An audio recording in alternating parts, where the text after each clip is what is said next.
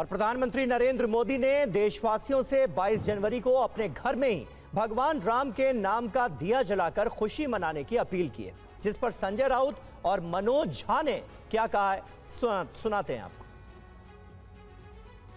PM Modi ने देशवासियों से अपील की है कि 22 जनवरी को होने जा रहे राम मंदिर प्राण प्रतिष्ठा समारोह में शामिल होने के लिए अयोध्या न आएं, बल्कि उस दिन घर पर ही भगवान राम के नाम का एक दिया जलाएं। जिस पर संजय राउत ने कटाक्ष करते हुए कहा कि घर घर में राम ज्योति जलाने के लिए बीजेपी की जरूरत नहीं। राम इस देश की अस्मिता और संस्कृति है। जब तक लोकसभा का चुनाव हो रहा है तब तक पीएमओ और सरकार अयोध्या से चलेगी। हम भी राम भक्त हैं। हमने और हमारी पार्टी ने राम मंदिर के लिए खून, त्याग और बलिदान दिए हैं, लेकिन इस तरह की राजनीति देश में ना कभी हुई है और ना कभी होगी। हम 5000 साल पीछे जाकर देश चला रहे हैं।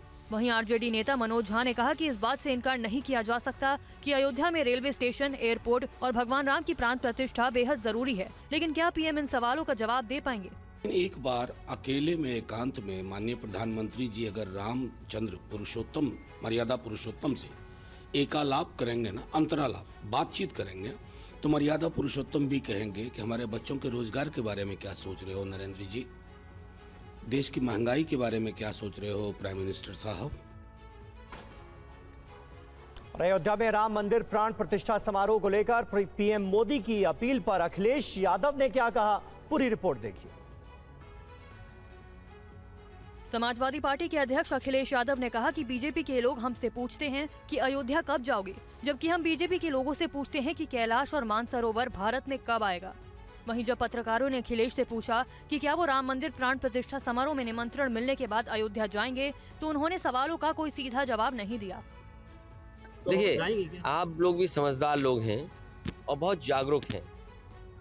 हमारी परंपरा में या हमारे पूर्वज यही कहते हैं कि जब भगवान बुलाते हैं तो सब जाते हैं, और कब किसको भगवान बुला ले ये किसको पता है। प्राण प्रतिष्ठा समारोह में देशवासियों से नहीं आने की पीएम मोदी की अपील पर अखिलेश ने कहा कि जिसको जब जाना हो वो जाएगा ही।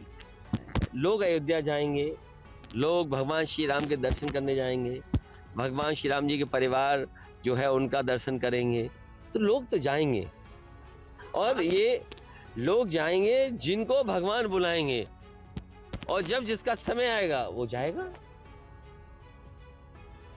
तो विपक्ष की तरफ से लगातार हो रही है बीजेपी को घेरने की कोशिश। कांग्रेस नेता अजय राय ने आरोप लगाया है कि बीजेपी मंदिर की मार्केटिंग कर रही है। वहीं जेडीयू ने इस आयोजन को लेकर भेदभाव का इल्जाम लगा दिया है। यूपी कांग्रेस प्रदेश अध्यक्ष अजय राय ने राम मंदिर प्राण प्रतिष्ठा समारोह के लिए निमंत्रण दिए जाने पर ही सवाल उठा दिए हैं। उनका कहना है कि प्राण प्रतिष्ठा समारोह के लिए निमंत्रण नहीं भेजा जाना चाहिए। आखिर क्यों, सुनिए। मैं पहले भी कह चुका हूं कि ये पूरी तरीके से भगवान ये राम मंदिर का पूरी मार्केटिंग कर रहे हैं। भगवान हमारे आस्था की प्रेम, और आज एक नई परंपरा इन लोगों ने डाली कि मंदिर के शिलान्यास में भी निमंत्रण भेजा जाए। मैं तो नहीं समझता भगवान के दर्शन करने के लिए या भगवान के स्थान पे जाने के लिए कोई निमंत्रण भेजा जाता है। तो हमारे यहाँ ये हिंदू धर्म में ये पूरी तरीके से कहा जाता है कि जब भगवान चाहते हैं तो बुलाकर दर्शन दे।